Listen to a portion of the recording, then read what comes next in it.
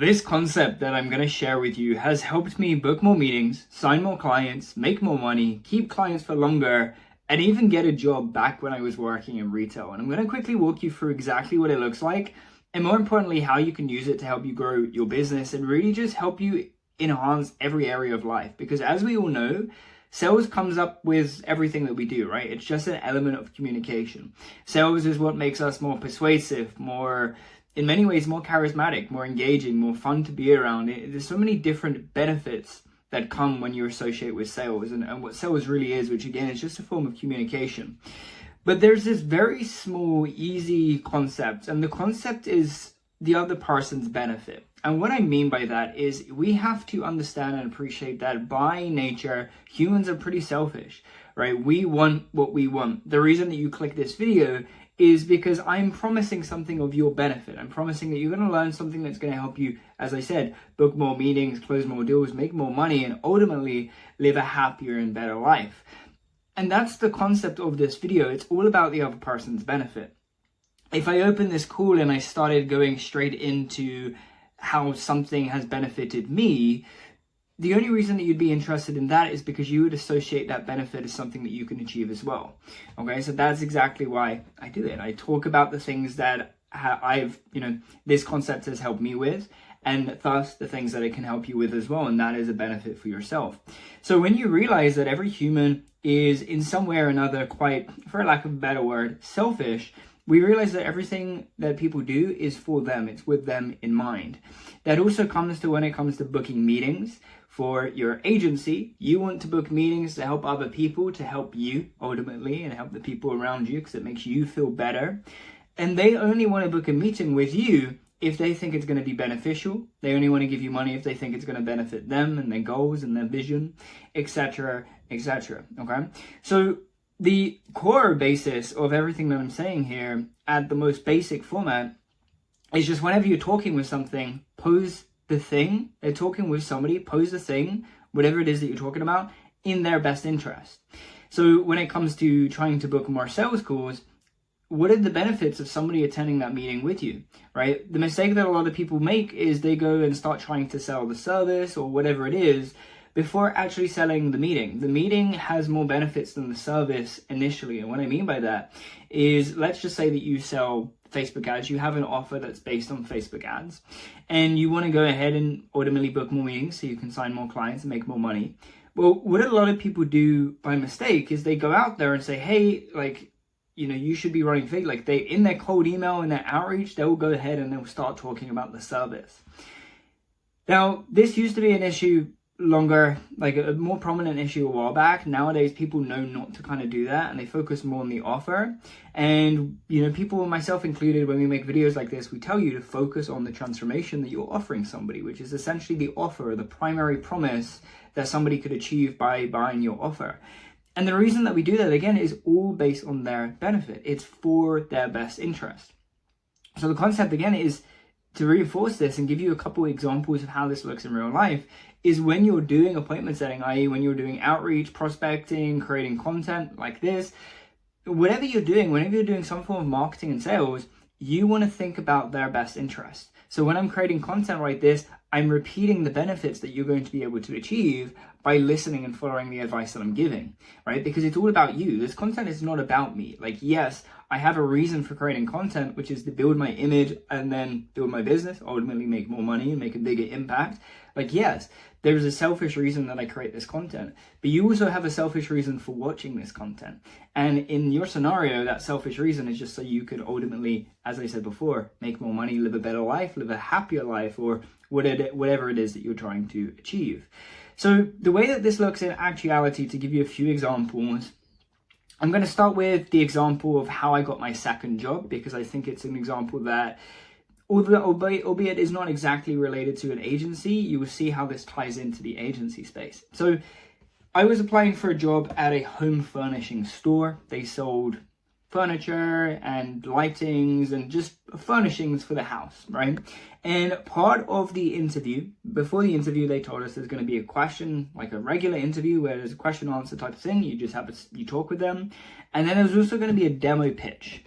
I was tasked with picking any product possible on the website and then going and selling it to the people the person that was interviewing me. It was a one-on-one interview.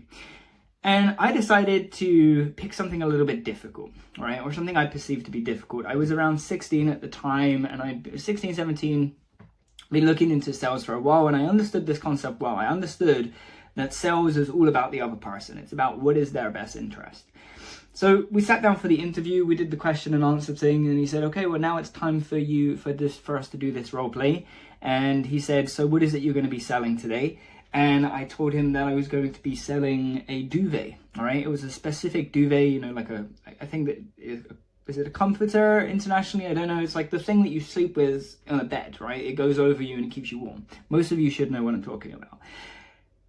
And I decided to talk about this because I thought it was a bit of a weird thing to just randomly sell. I think most people would probably go for a really good pillow or a really good mattress or some really nice mirrors or something like that. But I just picked something quite random that I thought was random, and I went with this one. And I had my reasons, it was anti-allergy, it was good for multiple seasons. I won't bore you with the details. But what happened is I sat down, I told him what the product was, and he said, okay, go ahead and pitch me. And I was like, great, well, let me start by just asking you, how was your sleep last night?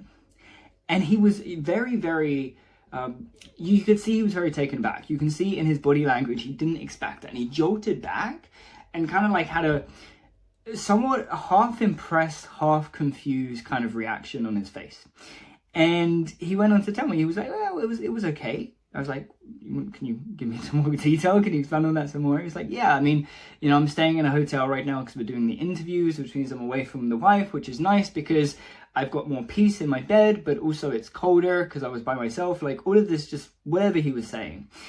And I just listened very carefully, and I had him describe how his sleep was and some of the things that he felt like was missing, some of the things that could maybe make it better for him. And once I understood what he had missed from the night before, I was able to sell the duvet in a way that compelled him to want to buy the thing. And what I did is I focused strictly on his benefit. I focused on the fact that he was cold, the fact that just the different things that I can't remember because it was so long ago, but I focused on all of the benefits that was attached. And he, I did what I had to do. And he was like, you know what, Reece, I'm pretty much sold. I kind of actually want to buy the duvet now. And he also told me that this was the first time that ever in an interview like that, where somebody was doing the role play, he was asked a question, which in the time should have blown my mind, but I kind of knew it. I knew that most salespeople didn't know what they're doing, and they're just going to pitch the benefits, and in fact, they're just going to pitch the features. They're gonna say, so there's this duvet, and it's anti-allergy, it's good for every season, and da-da-da-da-da.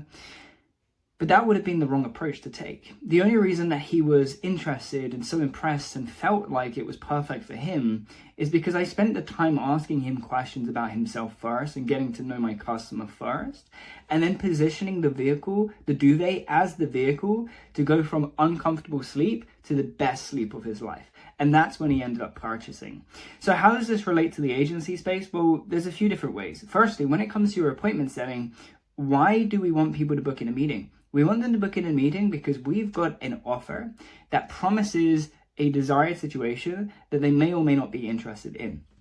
We go in and do our outreach, and we put our outreach out there, and we say, hey, if you have this problem or if you have this desire, then get in touch because we can help you out. Book in a meeting and we can help you out with this desire or this problem that you're facing. Okay, whatever it may be, there's different angles that you can use in your outreach. I've got other videos that talk about that, but primarily it's escaping some pain associated with where they are and helping them achieve a desire that they have not yet achieved. All right, it's a desire, a goal, something like that, a target that they want to go for, and they just don't have a plan to get them there. That is what your offer does. All right, it removes the pain and it gets them closer, or it helps them achieve that desire. And when you're able to do that and you're able to convey that to them, it's beneficial in their mind and it's something they want to buy.